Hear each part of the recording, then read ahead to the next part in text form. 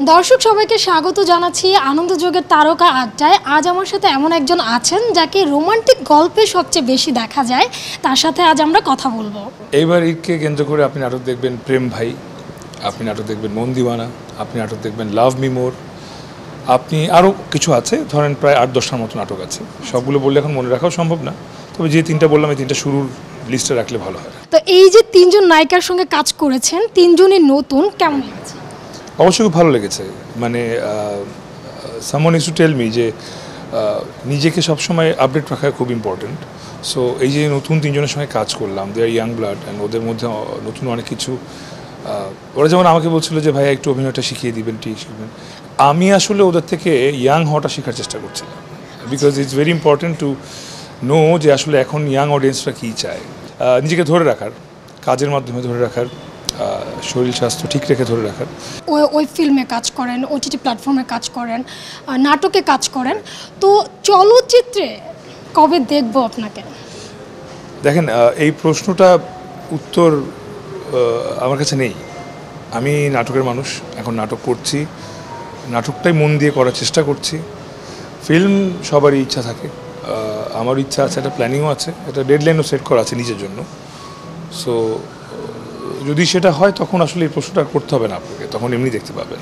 আপনার ঈদের প্ল্যান কি? আমার ঈদের প্ল্যান হচ্ছে গিয়ে যে কাজগুলো করেছি সেটাকে দর্শকের কাছে ঠিকমতো পৌঁছে দেওয়া, এটা হচ্ছে ঈদের প্ল্যান। আচ্ছা, কেন এটা বলবেন তো, ফ্যামিলি নিয়ে ঘুরতে যাওয়া নিয়ে সেটা থাকবে। সেটা আসলে যখন ঈদের ছুটি শেষ হয়ে যায় তখন আমার ঈদের ছুটি শুরু হয়, তখন হচ্ছে কি কমপ্লিটলি আমার ফ্যামিলি টাইম, আমার ওয়াইফকে নিয়ে ঘুরতে যাওয়া, সব কিছু। সো ওইটা আসলে পরে, বিকজ এই লাইফটা আসলে এরকমই, এবং গত 1 যুগ ধরে আমি আছি। অনেক চেষ্টা করেছি ঈদে ছুটি নিতে, পারিনি। সো যেটা পারি না সেটা আসলে অ্যাটেম্প নিয়েও লাভ নেই। সো যেহেতু কাজকে ভালোবাসি অনেক বেশি, এবং কাজটা করতে অনেক স্বাচ্ছন্দ্য বোধ করি, এবং এর মধ্যে ডুবে থাকতে না খুব ভালো লাগে। সো ঈদের দিন নাকি এটা চাঁদ রাত নাকি এটা অন্য কোনো দিন, এটাও মাথায় থাকে না যখন কাজ করছি বা কাজ নিয়ে প্রমোশন করছি।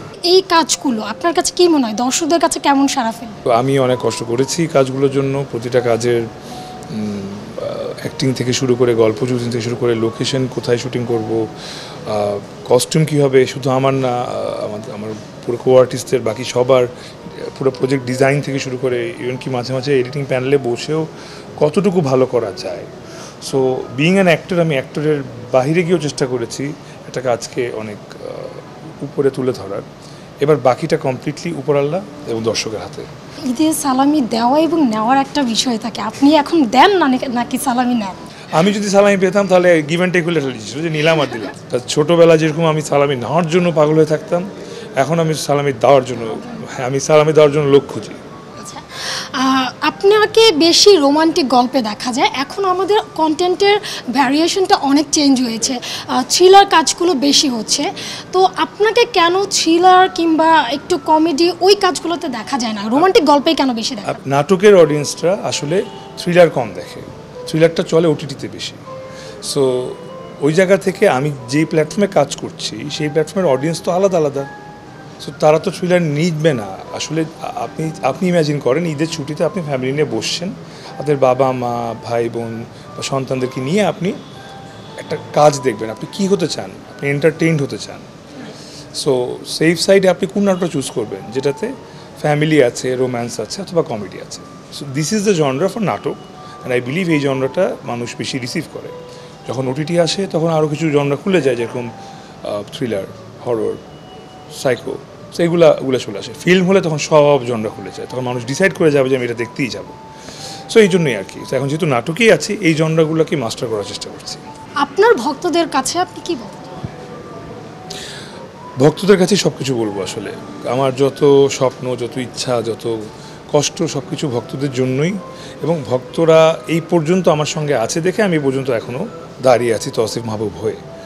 তাই আপনাদেরকে বলবো, আমার উপর বিশ্বাস থাকলে আমার কাজগুলো দেখবেন, এবং যদি ভালো লাগে তাহলে অবশ্যই আপনার ফ্যামিলি, ফ্রেন্ডস বা আপনার সোশ্যাল মিডিয়াতে শেয়ার করবেন এবং জানাবেন যে একটা কাজ দেখেছি তৌসিফের, ভালো লেগেছে।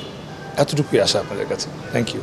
দর্শক ঈদের কাজ নিয়ে কথা বলছিলাম জনপ্রিয় অভিনেতা তৌসিফ মাহবুবের সাথে। এবার ঈদে দর্শকদের জন্য সুন্দর সুন্দর কিছু গল্পের নাটক নিয়ে পর্দা মাতাতে আসছেন তিনি।